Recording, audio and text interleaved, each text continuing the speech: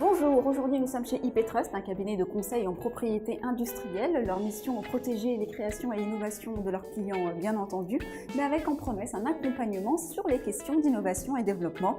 Rencontre.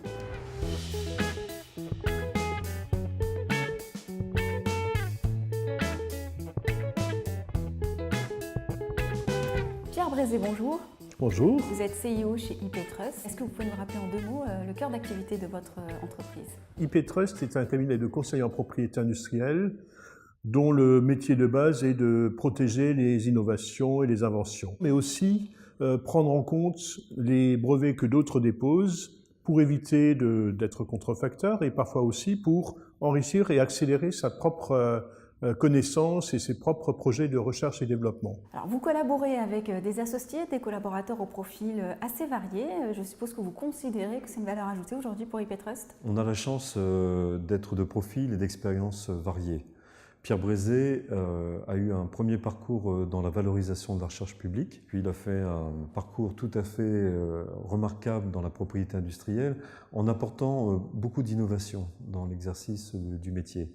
Alain Kayser, lui, a un parcours de directeur financier, de gestion, et il a acquis et développé une expertise dans le domaine de l'évaluation des actifs de propriété industrielle. Emmanuel Huyghe, qui est basé à Grenoble, lui a un parcours de directeur de la propriété industrielle d'un grand groupe industriel et technologique. Et pour ma part, moi je viens de la recherche publique.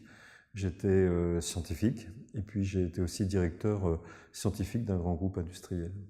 Donc des profils variés, des expériences qui peuvent comme ça se croiser. Alors quel est aujourd'hui l'ADN d'IP Trust et pourquoi IP Trust plutôt qu'une autre?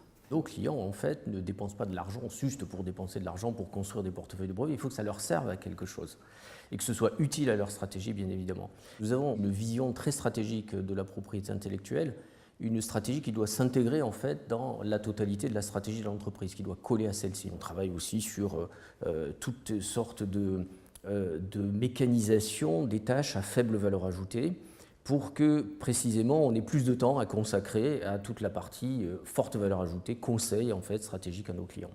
Alors vos perspectives aujourd'hui à court et moyen terme pour IP Trust? Nos perspectives aujourd'hui, c'est d'accompagner des entreprises qui sont de plus en plus souvent des start-up dans des domaines très pointus, mais aussi de prendre en compte l'évolution de la propriété industrielle. Le Brexit va avoir des incidences sur notre métier. Des pays africains sont en train de se développer très fortement dans ces domaines et donc il nous appartient nous aussi d'innover dans notre pratique. Alors, il y a un développement que nous sommes en train de préparer, d'une part au Maroc, et puis c'est celui de la rencontre du design et des technologies sur le plateau de Saclay. Donc c'est une initiative aussi qui sera lancée cet automne. Oui, alors, une troisième initiative, l'ouverture d'un site à La Rochelle, avec des perspectives dans le domaine du nautisme, de l'agriculture, des technologies nouvelles. Mais on travaille aussi sur le cabinet 2.0 fortement et on travaille sur des techniques du type blockchain, smart contract et des technologies qui sont importées d'autres domaines en fait et qui peuvent être appliquées au domaine juridique. Merci beaucoup pour votre intervention. Merci. IP Trust aujourd'hui, c'est une croissance à 2 chiffres soutenue par une vingtaine de collaborateurs.